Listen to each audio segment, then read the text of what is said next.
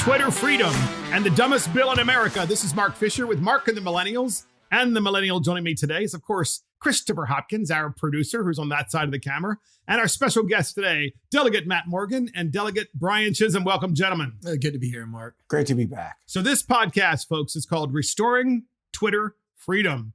And why are we calling it that? Well, because Elon Musk has taken a stake in Twitter and has been named to the board.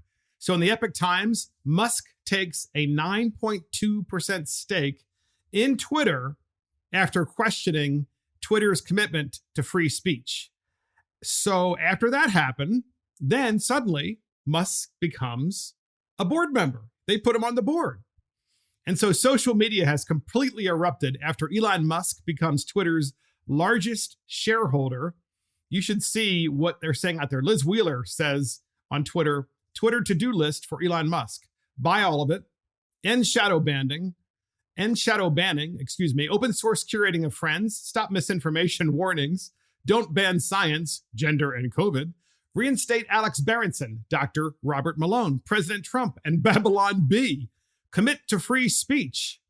Jeremy Carl tweets, if Musk helps restore Twitter to its free speech roots and moves it away from its left-wing censorship regime, it will be perhaps the most heroic and public-serving action I've seen a billionaire take in my lifetime. Brian, thoughts on Elon Musk being on the board of Twitter? What happens? I think this is huge. I think it's much bigger than Twitter, because if you look at our society today and all the problems we have in it, there's two destructive natures in it at hand. One, they've taken over the public school system. When I'm sure we'll talk about this later, but that was their first step. Second step is... Who's they? You said the left? The left, the woke left, the media, the progressive left. They started to win that culture war years ago, and we started to lose as Republicans. And you can see now they're dividing parents from children, and they want to take over the agenda and the narrative, control history. So now, and number two, and it speaks to what we're talking about here, is the takeover of corporate boards. And how have they done that? Because I think people see 9% and they say, oh, maybe that's not a big deal. Elon Musk can now has the ability to control everything on Twitter.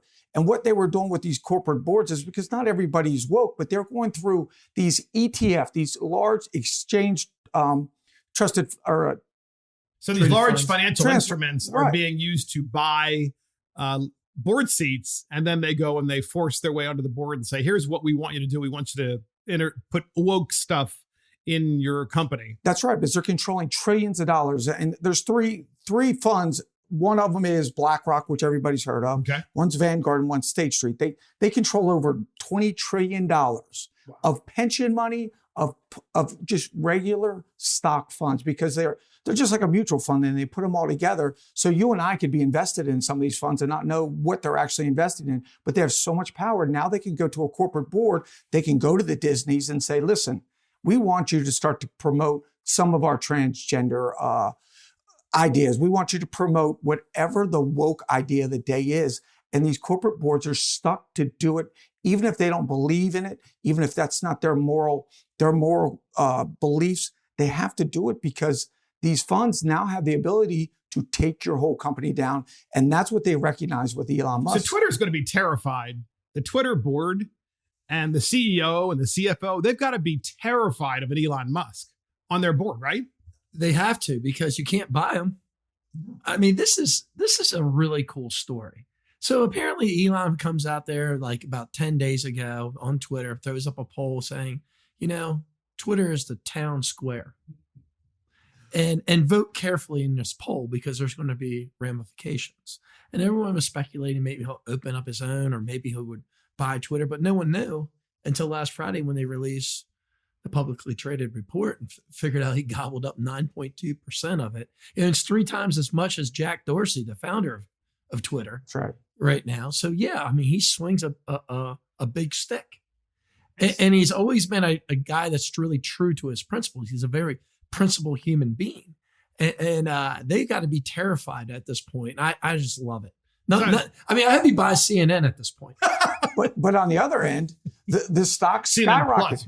Right. And the stock rocketed, because I think freedom lovers understood quickly he's going to restore freedom back and have a true open freedom market on there of ideas. And that drove all of us and people that believe in America, the ability for everybody to express their own opinion freely. Because what have they been doing? They've been doing nothing but censorship because they want to control the narrative. So as soon as Elon Musk made that move, that's why so much money came back into the company. Because speaking of censorship, the Washington Post, guys and podcast listeners, the Washington Post runs a piece saying Elon Musk's Twitter investment could be bad news for free speech. Here is what the headline says in the Washington Post. Under Democracy Dies in Darkness, it says, Elon Musk's Twitter investment could be bad news for free speech under the business analysis section. So, according to the Washington Post, Twitter was fine. It wasn't a censorship place. They didn't do censorship. But now that Musk is there, they're going to censor people. It was so hateful. They were just banning hate. These people have lost their mind. This is bad news probably for Jeff Bezos. I think in the Washington Post and the people that are screaming left and right. I mean, look, they banned the president. Because Bezos owns the Washington Post, right? Right. Okay. And they banned the former president of the United States. So, I mean, even on this show, we kind of bite our tongue a little bit and on Twitter posts and stuff like that because you don't want to get banned. But it seems like Twitter, you have known terrorist organizations that have a Twitter account. You have many different porn accounts on Twitter, but it seems like the only people they really want to censor are conservative voices. Well, that's their definition of free speech, right? Our definition of free speech is this free exchange of ideas and thoughts. Their idea of free speech is they want to be able to speak freely without you challenging them or bringing anything free up. Speech is not supposed to reserve the speech that you want to hear. Right.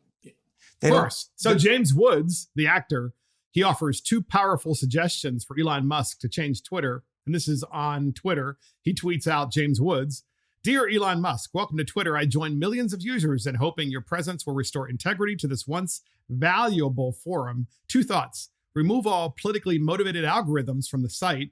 And the second, make people have to use their real identities to end the abuse. So that's one thing about Twitter that I think other forums like Facebook have gotten right versus Twitter has gotten wrong, where you can have fake accounts.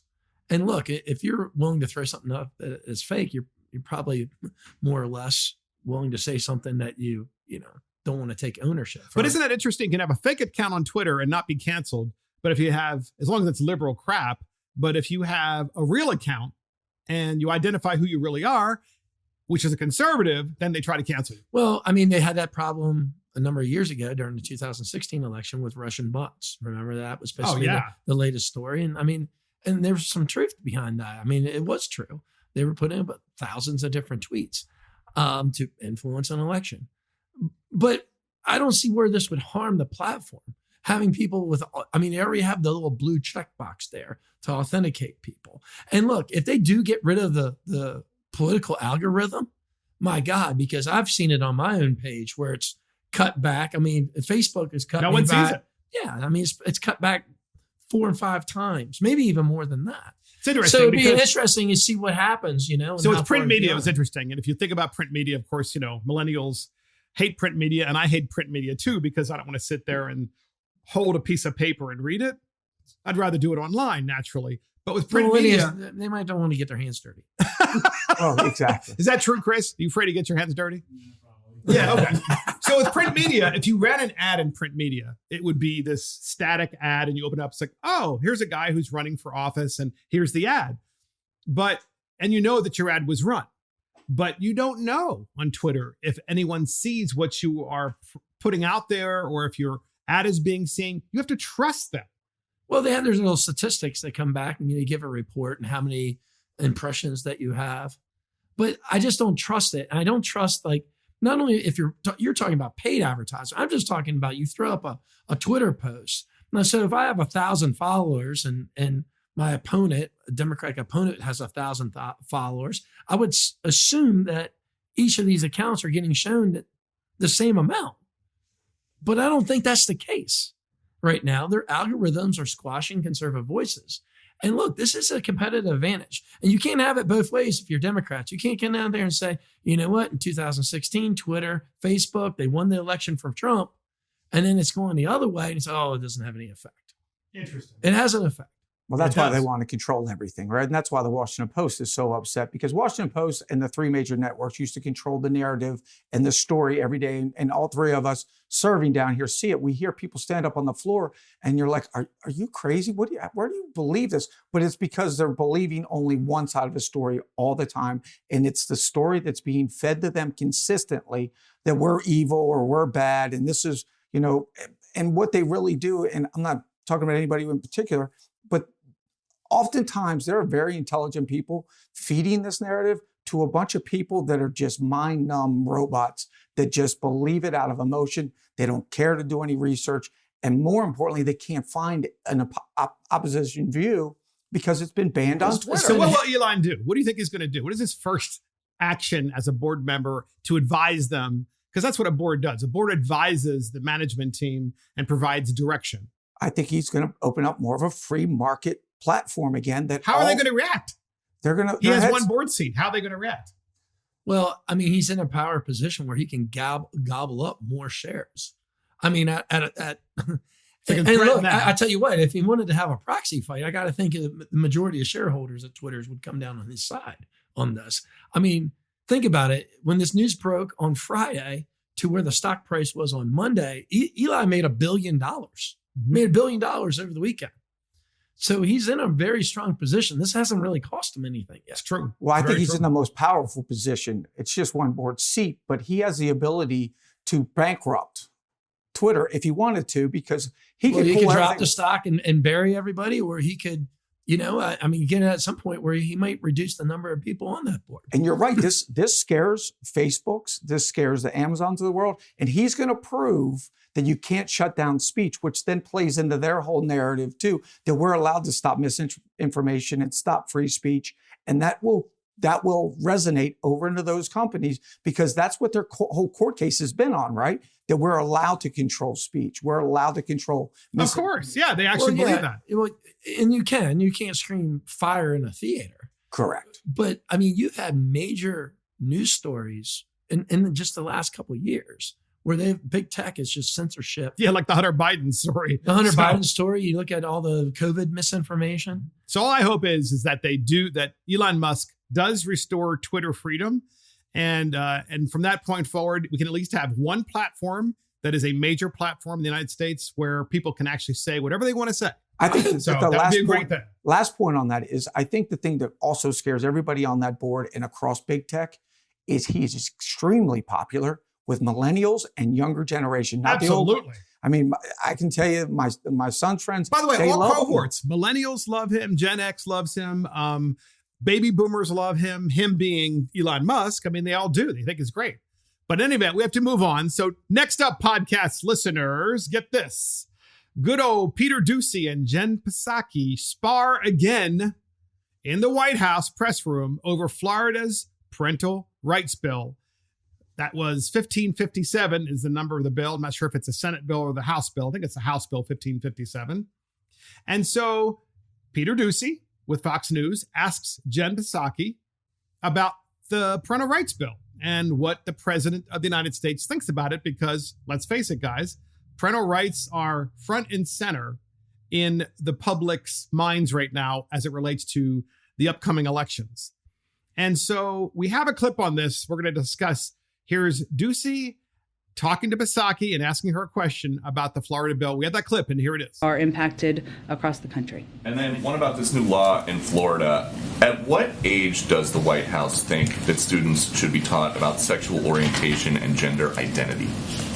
Well, I would say, first of all, Peter, we have spoken to the Don't Say Gay bill in the past, I believe is what you're referring to, and made clear that as we look at this law, what we think it's a reflection of is politicians in Florida propagating misinformed, hateful policies that do absolutely nothing to address the real issues. The Department of Education is well positioned and ready to evaluate what to do next, and its implementation, whether its implementation violates federal civil rights law. But I would note that parents across the country are looking to national, state, and district leaders to support our nation's students, to ensure that kids are treated equally in schools, and that is certainly not, this is not a reflection of that. And so just the last one.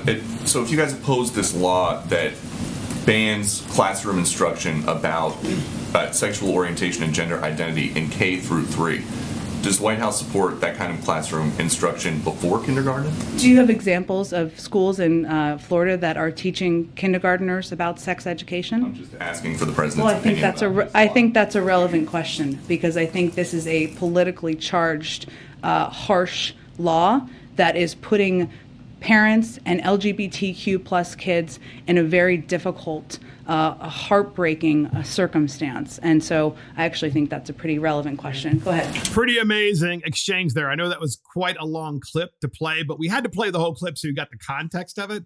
So they have, first of all, Matt, you have Peter Doocy saying to Psaki, well, what about the Florida bill? What does the president think about it? And she says, well, it's misinformed and hateful. The policy is. They always argue this from like both sides, don't they? You can't sit there and say, well, it's not happening, but then it's very harmful and hateful. I don't understand why they feel that other people's children need to learn about this. This being what? So the Florida House Bill 1557 prohibits teaching other people's children what? It's about sexual orientation and basically just sexuality. Teaching your children about sexuality from kindergarten to 3rd grade. And I don't know why they feel that teachers have the responsibility to teach this to kindergartners. And we get hit with a question because we had a bill similar like this up in here. But wait a minute. Jen Psaki said to Peter Doocy, well, it's not happening. How do you even know it's happening? But the thing is, that's a misdirection, because the thing is, the bill says it can't be happening. And it ought not happen, and it's unlawful to let it happen. Well, but like I said, they argue for both sides. Happening. Yeah, exactly. We're arguing for both sides. He's like, well, prove to me happening. It's like, well, then go ahead and ban it. To make sure. Well, we can't do that because it's hateful. And because it's happening. Right. Absolutely. So it's It goes back to my original point, though. It really is. This is the indoctrination of your kids. It's separating a kid from their parents. That's why they want to do it in the school system, right? And I think back, and I was thinking about this. I was like, from kindergarten to 3rd grade, I remember going in, we all had like meet the teacher night or what. Could you imagine going into your kid's class, let's even say it's 3rd grade, and saying, well, I'm Mr. Smith. We're going to teach them, writing arithmetic. And I'm going to teach them about my boyfriend. His name is Spike. And me and Spike like to play with toys. And we like to, this is crazy. This is nonsense. What they really want to teach these kids, but they want to take it over. They want to control what your kids learn, how they learn, and what they believe. Because these kids, and you and I know this is a very confusing time to a kid. Their brains are still being formed. That's why it's so important to them to get in there and start to be the major part of forming that brain, and not the parents, because the parents will teach them that there's a difference between a man and a woman. We're all born biologically male or female. There are 2 genders. And what the Democrats want to teach as early as kindergarten, if not even pre-K, is that there are more than 2 genders. And to me, that would have been even better question for Doocy to ask. He should have just asked the question, Psaki, how many genders are there? And she probably would have had a very difficult time answering the question, because it's like, well, then if you're teaching children there are more than 2 genders, then how does that jive with, science? And what's their bio?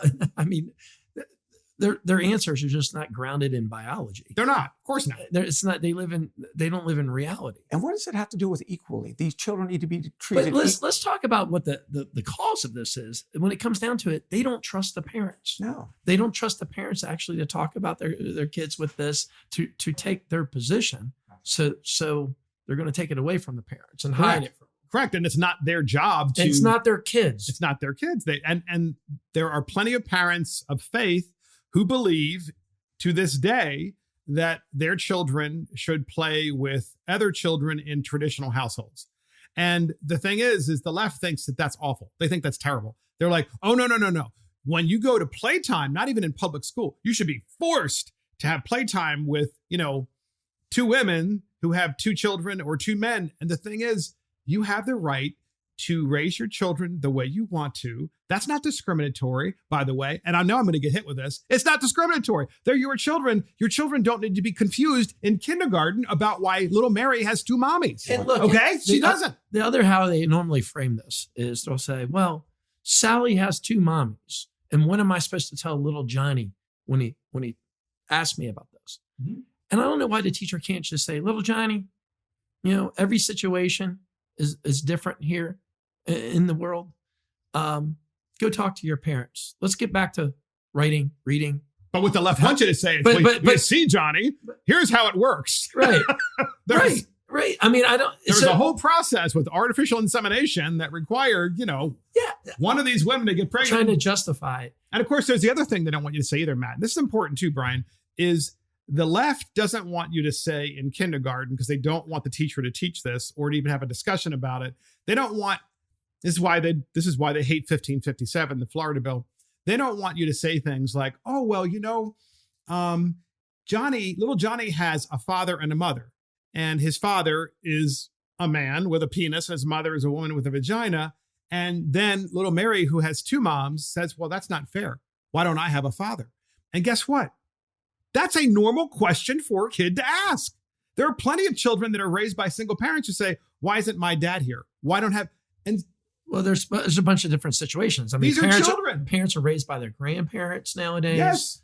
I'm not knocking, by the way, we're not knocking either. Because I think it's great when grandparents, Brian and Matt, raise their grandchildren. I think it's great when single moms are there for their children, because there are plenty of them and they're single dads. But it doesn't change the fact that, in my opinion, and this is my traditional beliefs, of course, that every child deserves a father and a mother. And in a perfect world, every child would have a father and a mother.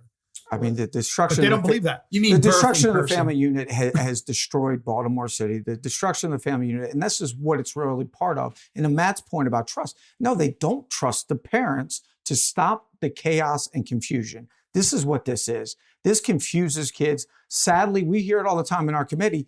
You're 60% more likely to commit suicide if you're transgender. Well, that's because there's a lot of confusion going on. And all they want to do in the school system is promote this confusion and keep it chaotic. Parents can have that. Nobody trusts anybody more than their parents, right?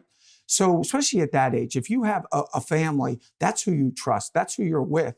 And you trust them to explain the world to you in a way that you understand, that most applies to you. But the teachers don't like that. They want to teach it across a broad spectrum, create more chaos and confusion, and then start to promote more of their.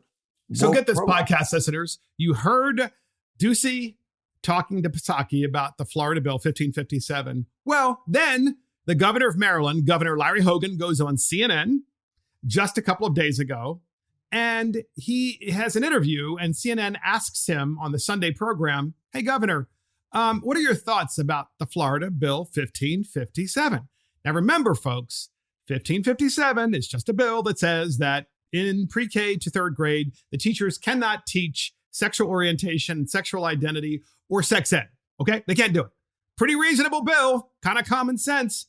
Well, we have a clip with Governor Hogan on CNN, and here it is.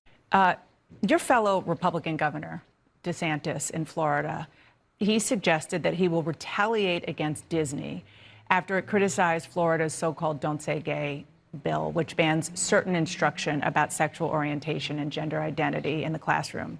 What's your reaction to that? And then more broadly, what do you make of that legislation? Well, I didn't really actually see the details of the legislation, but the whole thing seems like just a crazy fight. I'm not sure. It concerns me that DeSantis is always talking about. He was not demanding that businesses do things, but he was, telling the cruise lines what they had to do. He was telling local schools what they had, mandating, and now he wants to criticize Disney for expressing, how they feel about that bill. I mean, they have every right to it. We have a thing called freedom of speech. Mm-hmm. They can come out and say what they think. I think the bill was kind of absurd and not something that would have happened in our state. So that's Larry Hogan on CNN. I can't wait to hear what you guys have to say, because both of you are Maryland state delegates. Brian. Yeah, his cohorts in the Democrat Party certainly would have put it through. This man has been such a disappointment to us for the last 8 years, especially for my last 4. This man is a fraud. I am not. He is the biggest fraud. He is the worst governor as a Republican. And when he calls Governor DeSantis, one of him or whatever, Governor DeSantis runs circles around this man. Governor DeSantis is probably the most popular governor in the country right now. And it drives somebody with such an ego and so insecure as Governor Larry Hogan nuts that he has to come out and talk about something he's never even read. He is a disgrace. I'm going to tell you, this man is a disgrace for going after Governor DeSantis, a man who has given people a little bit of hope and light in this country. Is anybody fighting back for freedom? Is anybody fighting back for individual liberty? Governor DeSantis is that shining light, and Governor Hogan can't stand it. So Governor Hogan isn't for parental rights, Matt? Well, I wouldn't go that far to say he's not for parental rights. He's not for House Bill 1557 in Florida. He said he didn't read it. Yeah. And then turned around and called it absurd, which is, Yes. I think the comments are pretty absurd. And criticized the most popular governor in America, Governor DeSantis. Well, and that's popular Republican. completely politically motivated, right? I Yes. mean, I think this comes from a little bit of jealousy. Ron DeSantis has nice hair, well-spoken. Obviously, the front runner going into the next presidential campaign, depending on what Trump does. And it's almost like these snap reactions that these, I would say, politically driven politicians make. If Ron DeSantis is for it, I'm against it, no matter what the heck it is. Exactly. And it was like, this is what happens when you go on CNN. Yeah. And then, oh yeah. So CNN, that was almost like entrapment because they asked him the question. And of course, the reason why Hogan is on CNN is because Hogan is, the most Democrat governor in America. Yeah. Yes. Yeah. So he dogs Republicans, well said, and he gets on CNN. CNN's like, oh, well, how about Florida House Bill 1557? And he's like, okay, I know what I need to say. Ron DeSantis is terrible, and House, Bill 1557 is terrible too. And CNN's like, yeah.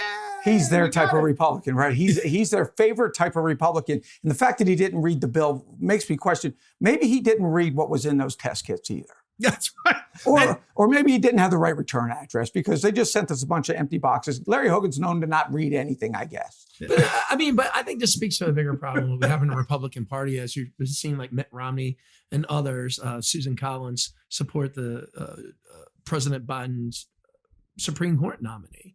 Is those guys never bend. On the other side, they never bend. The Democratic Party, doesn't really reward independent thought over here. But here's the thing. This is a very important issue. This parental rights, I want to stay on the parental rights issue because this is so important. It's important to the American people. It's important to common sense parents, by the way, including parents who are traditional liberals who are like, you know what? I don't like what I'm seeing. Leah Thomas just won the NCAA title. And if we're starting to teach this in kindergarten, then at what point does my daughter actually have an opportunity in life to actually be a girl and then a young woman and then a woman? And the same thing with boys and then a young boy and a young man. So also Hogan says, well, DeSantis is bad too because he told the cruise lines what to do. Duh. No, the CDC told the cruise lines what to do. The CDC told the cruise lines what to do. And every governor in the state in America pretty much was telling businesses what to do. Ron DeSantis only did it for about 2 weeks. I'll say that. And Florida's been open ever since, and their school system's been open. They've been mask-free, and they've had about statistically the same outcome as everywhere else. So, he turned out he was right, and everybody else was wrong. Brian, how about criticizing Disney? Because the governor of Maryland, Governor Hogan, said, well, yeah, and then the governor of Florida, Governor DeSantis, is even criticizing Disney because, Disney came out against House Bill 1557, the parental rights bills. And I'm thinking to myself, wait a minute. Disney lures children into their theme parks. You know what I mean? Yeah. Oh, what is Disney going to have, like the trans show now, or the little trans happy hour for the children? They banned calling boys and girls, right? They banned that from their their theme park. So it's not welcome boys and girls and children of all ages. What is it now? I have no idea. Welcome little dreamers of all ages and sizes. And hello birthing parents. Hello. That's right. Welcome LGBTQ plus MOUSE. And here's all across the country. What would the Mickey Mouse Club look like nowadays? Right. Goofy might finally fit right in. But to be honest with you, and about the Disney, look, I know this because I know a lot of people that work for Disney. It's an incredible corporation, the way that they train people.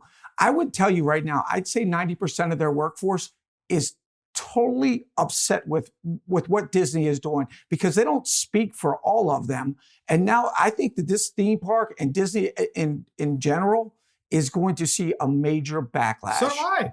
It's the one place that a kid goes to really feel like they're a child, including parents. You go back there like, oh man, I remember I was here long time ago, and it makes me feel like a kid again. This is really, and now they want to introduce adult themes that are sexually related into Disney. Is that what they're saying? Well, not sure. Well, the Disney Cruise Lines, they go into many different countries and different islands where these people reject this outright. They believe in traditional family values. I mean, I don't know if Disney's going to just tell every Hispanic family out there, because Hispanic families are very traditional and they're not going to put up with this. You have all of these people coming over from Asia and China that believe in the traditional unit. There's going to be a backlash that I don't know how long it's going to be before. Well, I think there's going to be a backlash and they're going to feel it in their pocketbook. Their stock dropped, that's for sure. And look, I mean, there's other opportunities out there. Daily Wire said that we're going to come out and create some children content and have alternatives. Right. And look, and this is what happens when you have a corporation here or there that goes a little awry. I mean, capitalism. Somebody else steps up to fill the void. Well, Disney just backed off. I mean, what they did was they had a small minority of people, which is what you were saying, Brian, who were employees, and they were like, you need to do something about this. And it's like, about teaching 5-year-olds gender identity? Well, they really stepped in. So, yeah, I mean, what happened was Disney didn't weigh in on the bill. And when they didn't weigh in the bill, they had a small percentage of employees really start an uprising there. Right. Why they're allowed to do that, I have no idea. And then to cater to those employees and to some of the major shareholders, what was it? Their CEO came out and said, well, you know, my own daughter's trans and I have a 15-year-old pansexual child. I'm like, I mean, statistically, that's pansexual. What is a 15-year-old pansexual? I'd have to Google it. Does that mean you're trans across the world? And that goes back to Twitter, right? Because if that video wouldn't have gone viral like it did, it went out into the universe, and more parents started to wake up to what's going on. But if you control everything, you could have shut that down. But then they had some of their engineers and story writers come out and say, you know what, we need to interject this. We're going to interject this into our programming. Exactly. And like 50% of the character. And it's like, what? Hold on.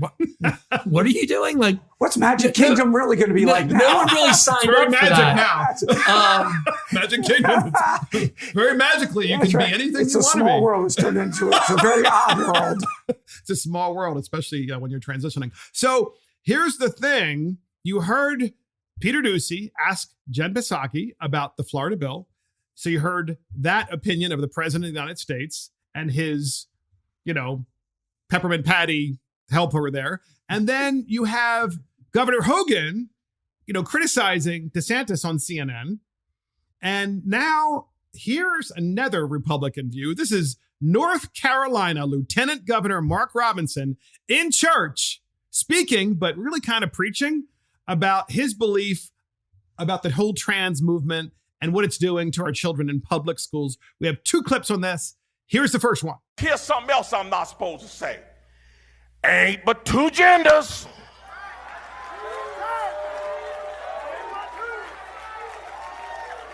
Two genders. Ain't nothing but men and women. And I can already see WRL out there. They got they licking their pencils right now, trying to write fierce as they can. Get every word of this here. Get every word of this. You can go to the doctor and get cut up. You can go down to the dress shop and get made up. You can go down there and get drugged up. But at the end of the day, you were just a drugged up, dressed up, made up, cut up, man or woman. You ain't changed what God put in you, that DNA. You can't transcend God's creation. I don't care how hard you try. So you've heard 3 different approaches to House Bill 1557 in Florida. Brian, what is your feeling on this approach? Lieutenant Governor of North Carolina, Mark Robinson. That's who that was. Wouldn't it be a beautiful thing to have him up here representing us instead of somebody that's not reading bills and criticizing Ron DeSantis? I mean, what he said was factual, though. So we're always accused of being climate deniers or science deniers or whatever deniers.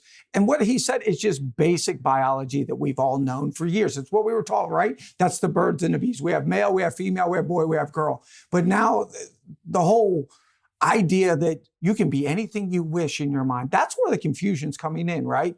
That although you were born with all the boy parts, you can be a girl and all we got to do is get Medicaid to pay for it and perform some surgery on you, take away your Adam's apple, give you some breast and some longer hair, and by God, we're God. That's really what it is. This is well, interestingly enough, you can do those things to yourself in a free society. And what's interesting is while I may not agree with your right to do that as an adult, you still have the right to do so in a free society, okay? So let's get that out there right now. However, Matt, it's different because what we're talking about, and this is what the left tries to do, they try to take us off subject. The bill is about pre-K to third grade, okay? And they're trying to convince children that there's something that they're not.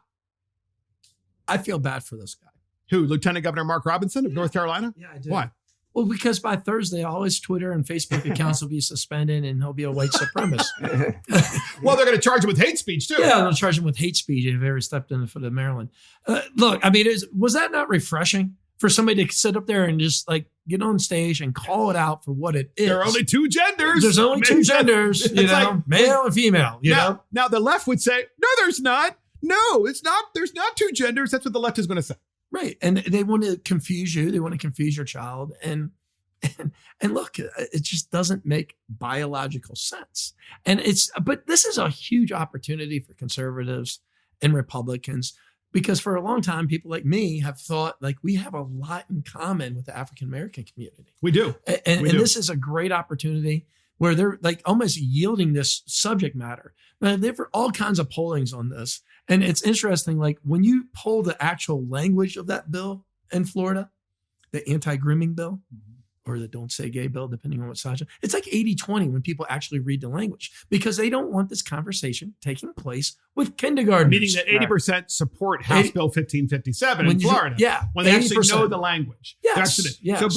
So Brian, with the Lieutenant Governor of North Carolina, if you ever said something like this in Maryland, I mean, I almost think that the press would go crazy. And as an elected official, I mean, you know, they might even censor you on the House floor if you try to say that. I believe you would be censored on the House floor if you said something like that. If you just brought out that there's only two different genders, their heads would explode on the floor. Why haven't you done it? You should do that. You should get up there on the House floor and say, honestly, the majority leaders should do that. Yeah. I wish I was that elegant to go up there and grab that microphone and start preaching like that. Would be great. So get this, podcast listeners. Governor Mark Robinson, you just heard him. You heard the first of two clips. That was him in church. Here's the second part, the second clip of his speech in church about there are only two genders. Here it is. They're dragging our kids down into the pit of hell, trying to teach them that mess in our schools. Tell you like this, that ain't got no place at no school. 2 + 2 don't equal transgender. It equals 4. We need to get back to teaching them how to read instead of teaching them how to go to hell. Yeah, I said it, and I mean it. We have got to have this guy in Maryland. I mean, we've got to bring him here. You know, kudos for him having the courage to do that. I want to get him and Nick Freitas from the same podcast. Yeah, I mean, I mean, it's just so refreshing. You hear guys like him, DeSantis, that come out and really articulate and can actually get their point of view across. And kudos for them, because I think the Republican Party has been drowning a long time in just trying to be nice and turning a blind eye to some of the stuff that goes on here. Meanwhile, the other side is so confrontational. We've ceded our children to the public school system because we trusted the public school system. As we've said many times in this podcast, we can't do that anymore. We have to fight. Well, then when parents came out to fight, they were called like, well, you know what? You're the racist. You're the homophobe. And you're no longer allowed back here. Yeah, you're no longer allowed back here. And you know what? We're going to get the FBI and we're going to get a memo and we're going to call you all domestic terrorists and stuff like that. So I think that was the big big conclusion I think most people came to in the last year was, with the school system, these people that run this. What's actually happening in the classroom? So that's the question. It's really interesting because Psaki started that. She goes, well, prove it. Prove it that it's happening. It's like, I don't need to prove it. I want a law to make sure that it's not happening, period, because I'm hearing that it's happening and I know situations when it's happening. And so that's what's interesting. People are realizing what's happening in the classroom now. So my question to you is 2 + 2 does not equal transgender. So what are your thoughts about that? Well, it's He's right. It doesn't. Right. Look, It equals 4. We're talking about kindergartners to 3rd grade, right? These kids don't. We can't say that enough because that's how common sense this bill is. And I think that's why the 80% of the people oppose it, because most common sense people are like, I don't want my child that is barely able to tie his shoes at this point, talking about why Heather has 2 mommies or any of this stuff. And if it does come up, that's fine, but it has to be handled in the household. And one of the things when he was speaking, so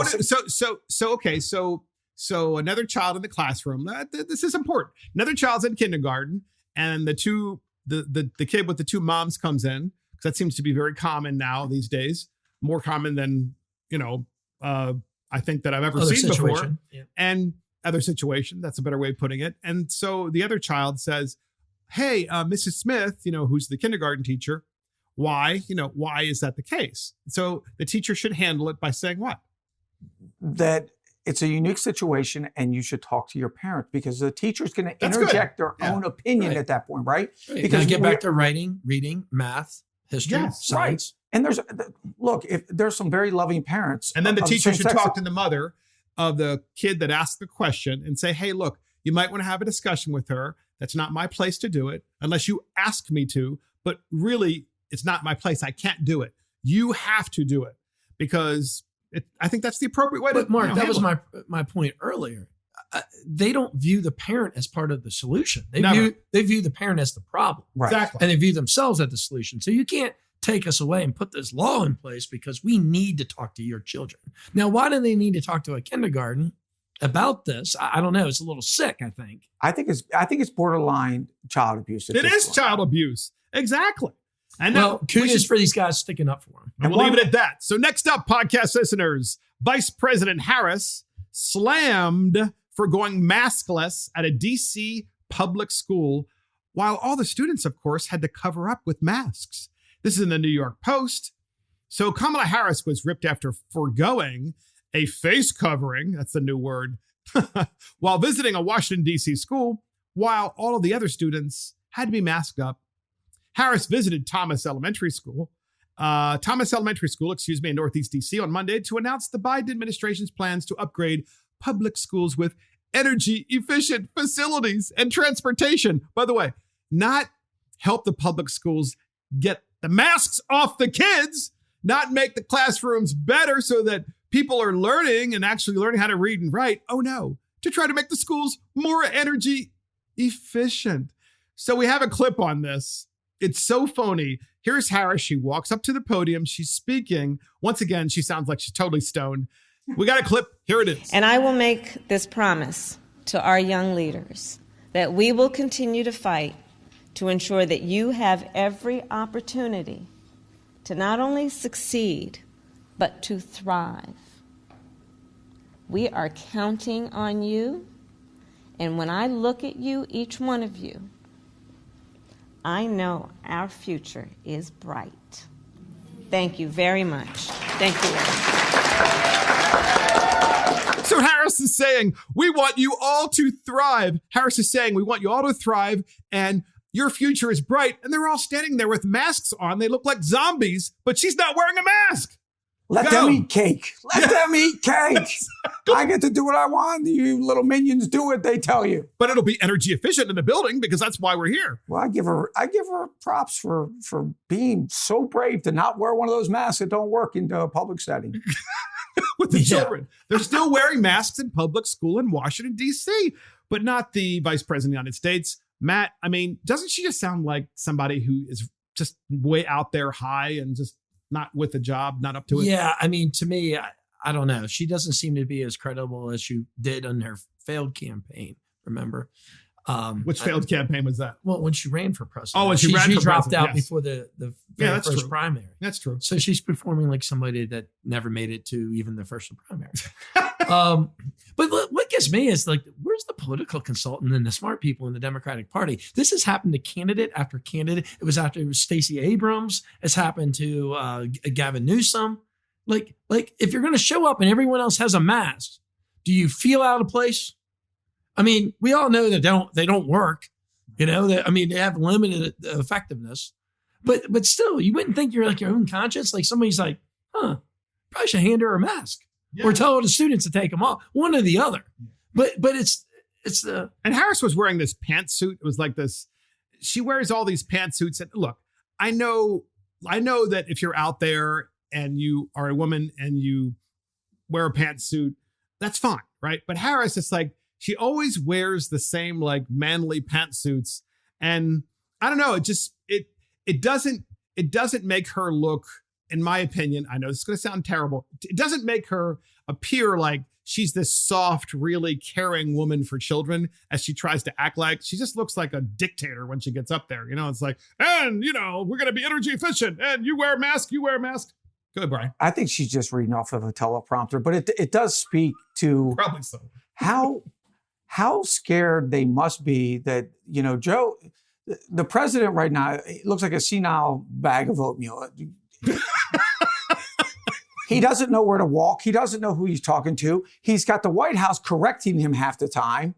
That's not our position. It's true. The president is saying that, but he's so awful. But to the other side, she's worse. And I think that she scares them, and they're trying to get her to do things like this and put her somewhere where she looks vice presidential, I guess. But even that, it doesn't look vice presidential when you're walking in and they're talking about conformity and equality.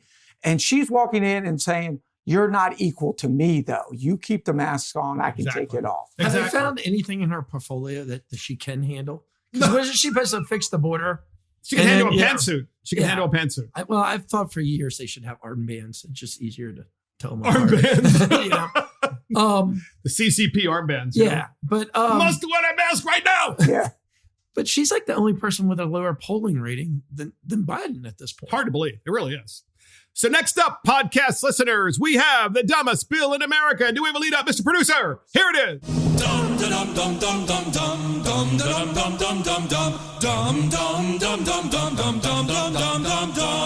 And it's the dumbest bill in America. And it is giving preferences to LGBTQ plus businesses. Okay. Can I buy a consonant pet? So when you give preferences to LGBTQ plus businesses, what does that mean? Well, it's House Bill 182 from Delegate Boyce in the state of Maryland. And here's what the bill title says and the explanation. It says, the bill requires that the Maryland Department of Transportation, why that organization, I don't know, the Maryland Department of Transportation must each year, annually and thereafter, compile and manage a list of certified lesbian, gay, bisexual, transgender, or queer businesses in the state to identify and encourage outreach to those LGBTQ plus businesses and to track their participation in state contracts. So, first, the bill does two things. It says, compile a list of all the LGBTQ people. What could possibly go wrong with that? Yeah, exactly. And then certify that they really are lesbian, gay, bisexual, transgender, or queer. And then track their participation in state contracts. So actually, those three things. So I'm just curious, Brian, how does the state certify that you are LGBTQ, whatever? Well, part of the application process. Do you self-certify? Yeah, well, it'll be one time in college. It'll be a pat time. One time in college. Yeah, you do it one time in college. Is that no? You don't certify. It's got to be at least 3 times. One experience makes you qualify. We're gonna give you a little pat down over here in the corner. We're gonna ask you a couple other questions. Pat down. This is the kind of. It's just why you're in jail. That's right. Exactly. Well, yeah. What, Facebook jail? Yeah. So go ahead. I want to hear this. So how do they know? How do they certify? Let's get over that hurdle first. So the state of Maryland has to certify that you're LGBTQ plus. So what does the form say? What does the form say that they send to you? I don't know. Maybe you have to come up and swear under oath. Do you just put a check mark? I mean, because everybody could do this then, right? What happened to making financial decisions based on cost and performance? That's all out the window now. That's so 2020. That's right. We need more, lesbians Equity. out on the and that's why MDOT's in there, right? We need more transgenders out there waving flags and pointing. That's right. We need them on the side of the road with the jackhammers. That's right. And they have to have the big hats and the orange outfits and all that stuff. Yeah. And then they're like, using those big saws where they cut into the road so they can find out where all of the utilities are, and the jackhammers laying the pavement, and just like, that would probably be enough to certify. I mean, I guess I'm not really sure. But what would be the purpose of it? If you can jackhammer in a skirt and high heels, maybe that certifies you. Well, that would be probably the trans, right? So that would be the trans, and then the other would be the I guess the lesbians who would be out there, and they'd be more like, I'm not really sure. I think anybody could do the job. It's just, to your point, none of this matters at all, and it shouldn't matter, and they shouldn't be getting preferential. If you can do the job and you can do it at the right cost. And that's why we're making fun of this. Exactly. To say, it should not matter. It does not matter. It's like, 1 second, sir. 1 second, ma'am. I need to certify you to make sure, because if you really are, we're going to give you a preference. It's like, why? Why would you give your preference? Because of what you do in the bedroom or how you, I'm not really sure. But then they're going to track their participation in state contracts, Matt. Well, I think that's really an interesting part, because, the LGBT community is overwhelming majority Democrat. And so is a lot of the people that support the minority business enterprises, MBE contracts. So you're having like two Democratic groups really go after, and I think that's the ultimate goal of legislation like that, is they want to be able to bid on some of these minority contracts. There's no doubt about it, and which is really kind of interesting, because they're trying to be a protected class. We're a new protected class. That's what they're trying to say, and therefore we should have these special treatment. So every bill has a hearing in Maryland. So here is an individual from the Episcopal Church of Maryland. He's a priest. He's testifying for the bill. We're going to just play a minute of his testimony, but you got to listen to this to believe it. Once again, it's an Episcopal priest representing the entire Episcopal Church of Maryland, testifying for giving preferences to LGBTQ businesses. We have the clip, and here it is. The Maryland Episcopal Diocese supports HB 182. HB 182 requires the state to identify businesses and track the use of certified lesbian, gay, bisexual, transgender, and queer, LGBTQ, businesses on state procurement contracts. It also requires the certification agency to publish the list on its website. Gathering this information and making it public will help to assess the challenges facing LGBTQ plus businesses. In addition, it will collect data across the treatment LGBTQ plus businesses by state agencies. This information will help to reveal discrimination by the agencies based upon sexual orientation or gender identity for LGBT businesses and residents of Maryland. Publication of this information can serve as a place where people throughout Maryland can find information pertaining to their region. So there you go. The Episcopal Church of Maryland has said, if you have a list and you check it twice, then you can choose people from this list based solely, hey, I'm going to choose my electrician based solely on the fact that, I want to hire 2 lesbians in my house. I'm sorry. That's really weird. Okay. Not because they're lesbians. I'm not saying that because I want to make sure I don't get in trouble about this. What I'm saying is it's weird because why would you choose someone to do a job based on how they identify or what their sex is? I don't know. I'm confused. I wish the Episcopal Church of Maryland would go get the LG of North Carolina as a because there's a big schism in the Episcopal Church too, because part of the church is very traditional and would never support something like this. The other side's really woke. And the other side is, of course, they've lost their minds. But Matt, Brian, you said something before when we were playing the clip. You said there's actually an LGBTQ LGBTQ plus Chamber of Commerce? That's correct. So this is just like everything else. This is all about follow the money. It's always about the money. So they're trying to build that chamber up. And I asked, was unfortunately, these types of bills go through Matt and I's committee all the time, but the president of the chamber, the LGBTQIA chamber, was— What's the IA stand for? Intersexual, which means you can be with either or, I think, and asexual means you're not sexual at all. You don't see anybody. So there's not, they even have to, they have an A too? Well, exactly. They're going from like, it's all about sex to including the people that don't care about it at all. They now own, exactly. That's a great point. And they now own 25% of the full alphabet. But I think it's right. Can I buy a consonant? Yeah, that's right. Yeah. So the LGBTQ plus Chamber of Commerce or QIA or whatever. So what that's a thing. They're just, well, it's about running everything through them. So now they already have all this information, but what does sexual preference, your sexual preference, have to do with your job performance on whatever it is? And why are we awarding state contracts based solely, or they're obviously they're preferred based on what you do in your bedroom at home or who you're holding hands with? Exactly. This is nuts. This is not the way that we should be spending well said. Taxpayer money. Matt, you got the final thought on giving preferences to LGBTQ businesses. Well, my wife is blonde, so I don't know if I need to put that. That's my preference. I don't know if I need to put that on my resume. Like blonde women? Okay. Yeah, I don't. So when you hire electricians, you want blonde women coming into your house? No, I want somebody that can actually wire my house and not let it burn down. Yes. Now, no matter how they look. Correct. Right? Yes, correct, exactly. Correct. Yeah. That's so unique. That's so I need a qualified electrician, not a good looking electrician. I don't know. Well, it would be nice to have both, actually. But that's not really part of the requirement. If it just happens, it happens. Yeah, that's true. That's interesting. Yeah.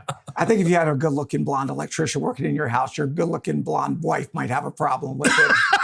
And that's the last word for Mark and the Millennials, and that's the dumbest bill in America. Thank you for joining Mark and the Millennials. This is Mark Fisher. Thank you to our producer, Christopher Hopkins, and our guests, Delegate Matt Morgan and Brian Chisholm. Check us out on iTunes, Spotify, YouTube, Facebook, Twitter, Getter, Truth, Social, Rumble, and our website. See you next time.